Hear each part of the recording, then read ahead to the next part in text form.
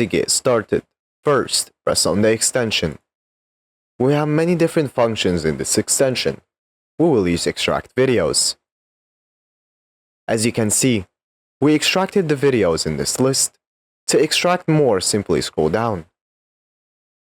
And the more you scroll down, the more you will extract. Once you're done, press Add to Export List. Alternatively, you can use the auto function, which will auto-scroll for you and add the data to the list.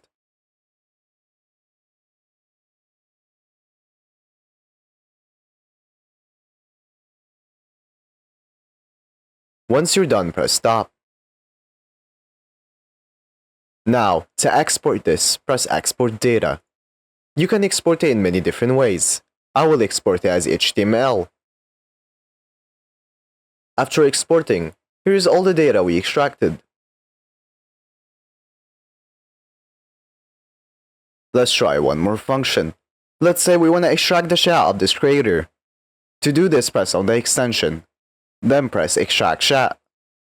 As you can see, we are extracting the chat of this creator. Every time there's a new message, the extension will extract it. Now, to export this, press Add to Export List. Then, press Export Data.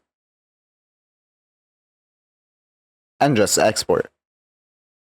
After exporting, here's all the data we extracted.